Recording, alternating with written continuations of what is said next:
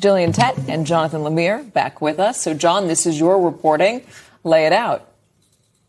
Well, as you just said, Katie, what the president has tried so far hasn't worked. So this is a new tact, the idea of really trying to focus on economic pressure, which means for the short term, not doing much of all, staying away from the threats, staying away from negotiation, because every time it seems like a deal is close, Tehran changes the terms. As I write in the piece, the analogy is Lucy holding the football for Charlie Brown and then yanking it away, except in this case, the football is the Strait of Hormuz. And so therefore, the president, as I report in the piece, has been shown statistics in recent weeks that show that the economic sanctions that are in place and the naval blockade is really doing a number on Iran's economy. And then there is some thought here they will toughen some sanctions in the weeks ahead and then kind of play a waiting game and hope that that economic pressure will finally force Tehran to the table for more serious negotiations. Well, there are a couple risks to this plan. First of all, as you say, it requires President Trump to be patient, not something he's exactly known for. He is extraordinarily impulsive and reactive. Aides acknowledged to me all it takes is one errant Truth Social post, and this whole thing goes out the window. But also, Iran's economy has been surprisingly resilient. There's no doubt it's suffering. It's in a far, far worse place today than it was in February, but they're still hanging on. And also, the elites in Tehran in power, frankly, don't seem all that concerned if your average citizen is suffering. So even this new tactic, aides acknowledged to me, there's no guarantee that it will work. And even if it does, it might be too late to help Republicans these midterms. So patience has been a long American strategy with Iran, just trying to wait out the economic damage that sanctions and embargoes, et cetera, have done to the Iranians. Donald Trump didn't believe in it, didn't think it was working. That's why he went to war. Why would he think that going back to that now is a good idea? Well, I think he's going back to that now because the other two options are very unappealing. I mean, he could concede defeat. And ironically, although President Trump keeps talking as if he's winning, most of the rest of the world think he's essentially losing to a large degree. Or he goes all in and takes in American troops and puts boots on the ground with all that political risk domestically ahead of the midterm. So trying to play for time is probably what he would regard as the least bad strategy right now, both for the midterms, but also in terms of what they hope to achieve and not do the other two options. As John just alluded to, I mean, the Iranians have had patience. I mean, the Iranian leadership has patience. Is this a matter of who can sustain more pain? Absolutely. I mean, I actually did my own PhD looking partly at the history of Persia and Persian culture. And it's a culture which is obviously very proud, has far, far more history than America, far longer. It's astonishing that when President Trump talks about their civilization, appreciate the degree to which they are such an historical force.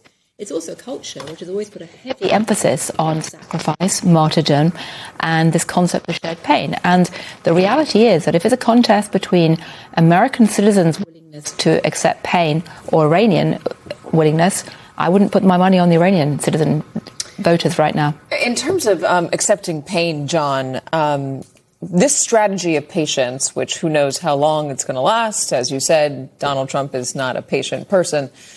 Is it just a plea by his advisors to get him to stop talking about it, stop doing anything, so that it recedes in the minds of American voters as we get closer to November? Are they just trying to wait it out until the midterms?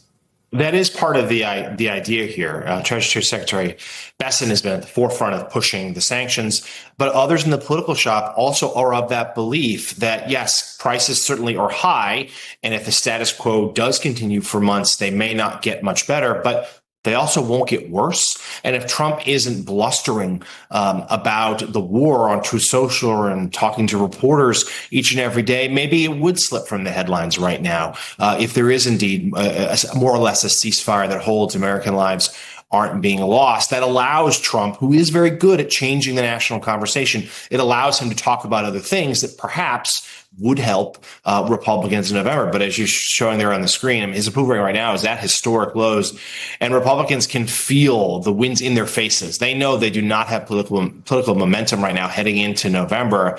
And I think that the analysis that this is simply the least bad of the options he currently has in front of him is probably spot on. The trick is, how long will he stay with it? Yeah, how long is it going to last? Because yesterday, and I wish you were here, John, we had a great conversation, but we could have used you. Donald Trump has this allergy to appearing weak. I mean, it's one of the most enduring and best lessons I learned about him very early on in 2015, that if he feels like you've made him look weak or he looks weak, he really lashes out. He hates that. I wonder, does this White House, does he think he still looks strong on Iran in the American public's eyes? We put up those numbers. The numbers on approval for Iran are even worse. And if he feels like he's starting to look weak because the Iranians are saber rattling, whatever, is that when he loses patience? Is that when he lashes out? Is that when we see another round of bombings and this story very much back in the front of everyone's mind?